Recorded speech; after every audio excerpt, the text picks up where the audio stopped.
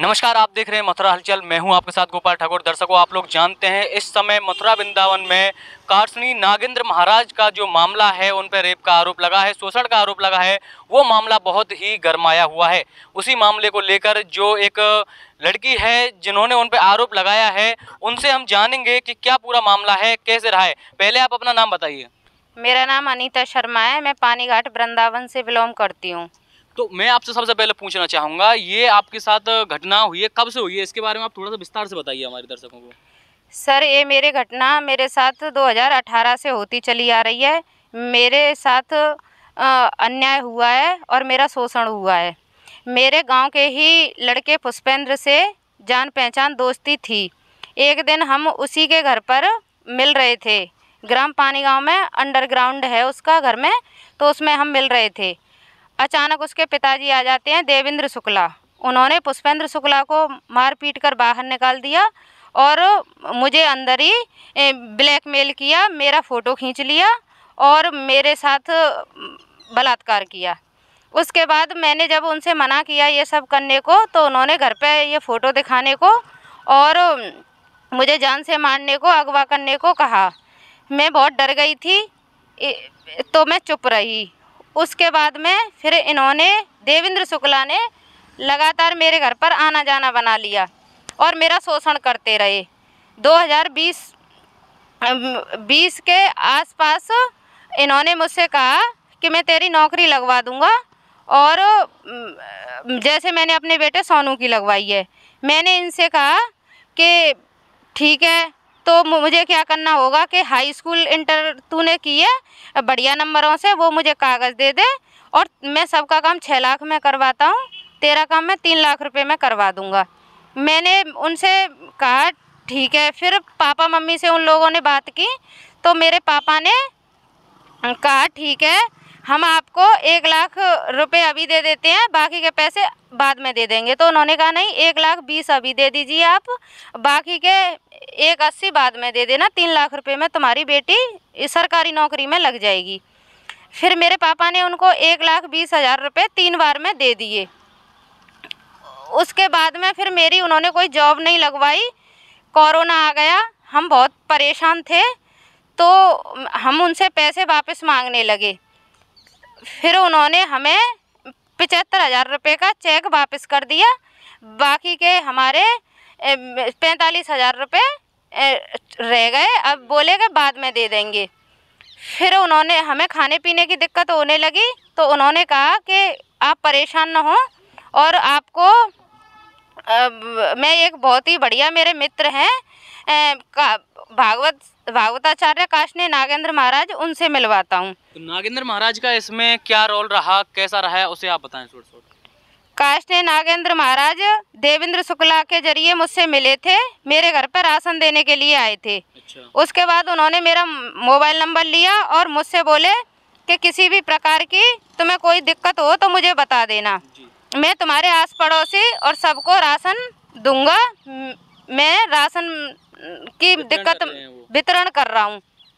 उसके बाद में फिर उन्होंने एक बार आकर के राशन हमें और दिया, 2 बार राशन हमने। कोरोना के टाइम पे उन्होंने आपको राशन दिया था और कहा था अगर आपको कोई समस्या होती है तो आप मेरे नंबर पे कॉल कीजिएगा। हाँ। फिर उसके बाद क्या हुआ उसे बताएं। उसके बाद फिर उन्होंने मेरे फ़ोन पे व्हाट्सएप पे जय श्री कृष्णा लिखकर भेजना शुरू किया, घर का हालचाल पूछना, माता पिता कैसे हैं, बच्चे कैसे हैं, पढ़ाई वढ़ाई कैसे कर रहे हो, घर में सभी लोग कैसे हैं, इस तरीके से। ये आप बता रहे थे उन्होंने आपका शोषण किया, ये शोषण की बात कहाँ से शुरू हुई? शोषण की बात यहाँ से शुरू हुई कि जब मैंने देवेंद्र शुक्ला से बार बार पैसे मांगे, तो फिर उन्होंने कहा कि बाबा की तो सत्ता में बहुत ही अच्छी जान पहचान है और बाबा तो CM PM सबसे मिलते हैं, और मैं तेरी जान पहचान इनसे करा दे रहा हूँ, ये तेरी नौकरी लगवा देंगे। मेरे बेटे की भी इन्होंने ही लगवाई थी। नागेंद्र महाराज ने आपका कब शोषण किया, किस तरह से, उसे बताएं आप। मेन पॉइंट हो, कब मजबूर कैसे किया उन्होंने? तो काशनी नागेंद्र महाराज ने मुझे 7 जुलाई 2020 को कॉल किया कि आप मेरे घर पर मोती झील पर आ जाइए, अपने सारे डॉक्यूमेंट लेके, मैं आपको किसी आदमी से मिलवाता हूँ। मैं वहाँ चली गई, करीब दिन का 1 बजा था, तो उन्होंने मुझे रास्ता बताया, मैं उसी के आधार पर उनके पास चली गई। फिर उन्होंने मुझसे कहा कि ये मेरे साथ फ़ोटो देख, और ये फ़ोटो मुझे देवेंद्र शुक्ला ने दिए हैं। तो मैंने कहा कि ये फ़ोटो आपको देवेंद्र शुक्ला ने दिए हैं, तो वो मेरे साथ बदतमीजी करने लगे। उसके बाद मैंने कहा महाराज जी ये क्या कर रहे हो? तो उन्होंने कहा कि या तो चुपचाप रहे, नहीं मैं तेरे घर वालों को बोल दूंगा और घर पे दिखा दूंगा, और तू अगर चुपचाप रहेगी तो मैं तेरी सरकारी जॉब भी लगवा दूंगा और तू आनंद ही आनंद करेगी। तो मैंने कहा नहीं महाराज जी ये तो बिल्कुल गलत है। तो उन्होंने कहा गलत सही हमें मत समझा, और ज़बरदस्ती मेरे साथ उन्होंने बलात्कार किया। तो कितने दिन तक कासनी महाराज हैं, उन्होंने आपके साथ रेप मतलब जो किया, ये शोषण किया आपका, कितने दिन तक किया था? ये किया था मेरा 25 दिसंबर 2021 तक उन्होंने आपका शोषण किया? हाँ। आपको फिर एकदम से आपने अचानक आवाज क्यों उठाई उनके खिलाफ? आवाज़ सर मैंने इसलिए उठाई कि वो मुझे छत्तीसगढ़ और दिल्ली भेजना चाहते थे अपने निजी काम निकालने के लिए, और लोगों को मुझे परोसना चाहते थे। लेकिन उनका कहना ये है कि आप उन्हें ब्लैकमेल करके पैसा ले रहे थे उनसे। मैं उनसे कोई पैसा नहीं ले रही, इस बात का वो प्रूफ साबित करें, प्रूफ दें कि मैं उनसे कोई भी पैसा ले रही थी। फिलहाल में एक रिकॉर्डिंग वायरल हो रही है जिसमें शुक्ला हैं, उनसे आप पैसे के लिए बोल रहे हैं और वो कह रहे हैं कि मैं आत्महत्या कर लूंगा, आप मुझे इतना फोर्स मत करो। उसके बारे में क्या कहोगे आप? उसके बारे में सर मैं ये कहना चाहूँगी कि आप उस रिकॉर्डिंग को ज़रा ध्यान से सुनिए। उसमें वो हड़बड़ी में पता नहीं क्या क्या बोले जा रहे हैं, मेरी तो बात ही नहीं सुन रहे हैं। मैं उनसे कह रही हूँ चाचा बैठ के बात कर लो, जो हमारे पैसे वापस कर दो, जो हमारे 45,000 रुपये रह गए थे उनके लिए मैं उनको फ़ोन करती थी और मैं अपने पैसे वापस मांगती थी। अब आप पुलिस की कार्रवाई हुई है, उनके खिलाफ FIR हो गई? हाँ उनके खिलाफ FIR तो हो गई। पुलिस से आप कितना संतुष्ट हैं? पुलिस से मैं संतुष्ट हूँ, पुलिस प्रशासन ने मेरी मदद की है, लेकिन अभी मेरा मेडिकल नहीं हुआ है। मैं चाहती हूँ मेरा मेडिकल हो और मेरी जो जांच पड़ताल कर रहे हैं IO हैं वो किसी और थाने को सौंपा जाए, क्योंकि वो जो महाराज कासनी नागेंद्र हैं वो बहुत ही प्रभावशाली हैं और वो मेरी जांच पड़ताल में दखलंदाजी जरूर देंगे, क्योंकि उनके यहाँ पे सभी लोग जानने वाले हैं वृंदावन में। अच्छा, तो आपका कहना है वृंदावन कोतवाली की जगह ये आपकी कार्रवाई कोई और थाना करे? हाँ सर मैं यही चाहती हूँ, और निष्पक्ष जांच हो सर मेरी। अभी आप जी सर आपके यहाँ आए हो मेडिकल के लिए, तो क्या जवाब रहा इन लोगों का? सर आज कहीं गमी में गए हुए थे तो वो आज मेरा मेडिकल नहीं करा पाए, कल के लिए मुझे आश्वासन दिया है।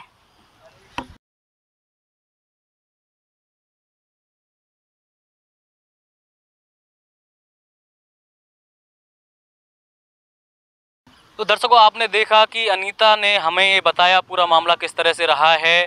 अगर इनका आरोप सही है, अगर महाराज जी गलत हैं, तो मेरा कहना रहेगा कि ऐसे महाराजियों का हमारे मथुरा वृंदावन में जो कलंकित कर रहे हैं, जो शोषण कर रहे हैं, आज इनके साथ हुआ है, हो सकता है कल किसी और के साथ भी करें। तो ऐसे महाराजियों पर एक्शन होना चाहिए अगर वो अपनी जगह गलत हैं। अगर ये अपनी जगह गलत हैं तो इनके साथ भी कानूनी कार्रवाई होनी चाहिए।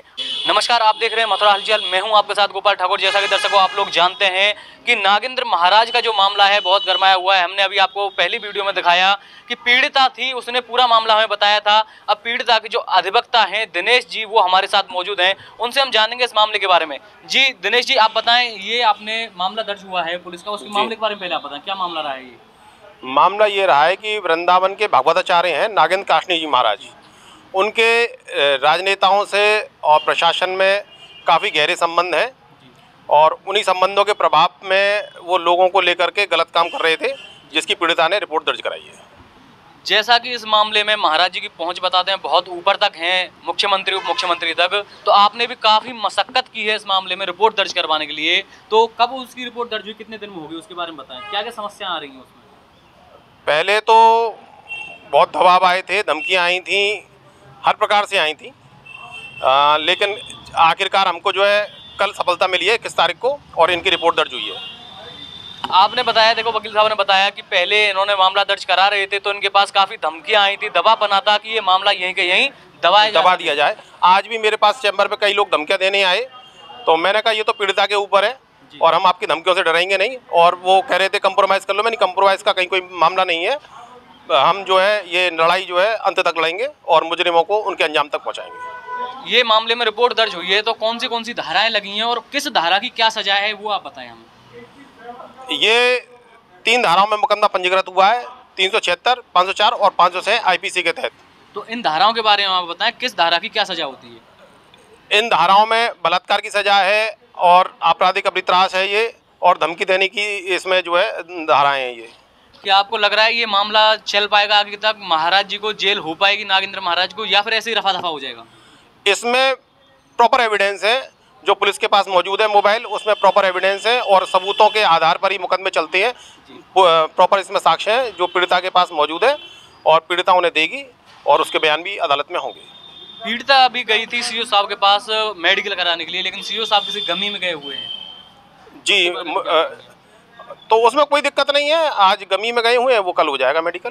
क्या आपको लग रहा है कि पुलिस के ऊपर भी दबाव बनाया जा रहा है? जी बिल्कुल, वो बहुत प्रभावशाली लोग हैं और पुलिस प्रशासन पे दबाव बनाया जा रहा है और वृंदावन थाने पे वो बार बार आकर के, बहुत लोग आकर के दबाव बनाने की कोशिश कर रहे हैं। मेरा प्रशासन से ये निवेदन है कि ये जांच वृंदावन से हटाकर कहीं किसी और अन्य थाने में निष्पक्ष अधिकारी से कराई जाए। जैसा कि दर्शकों आपने देखा कि पीड़िता ने हमें बताया था और ऐसा ही उनके वकील साहब ने बताया कि ये जांच है वो वृंदावन थाने से हटा के किसी और थाने को दी जाए। उन्होंने बताया कि हम पे भी बहुत दबाव बना, धमकियां मिली और लगातार उन्हें भी धमकियां मिल रही हैं कि ये मामला यहीं रफा दफा कर दिया जाए। लेकिन अब देखना ये होगा, ये मामला एक बहुत बड़ा मुद्दा बन गया है ब्रज नगरी के लिए, संतों के लिए और ब्रज नगरी के ब्रजवासियों के लिए, महिलाओं के लिए। क्या नागेंद्र महाराज को सजा मिल पाएगी या फिर ये मामला यहीं रफा दफा हो जाएगा?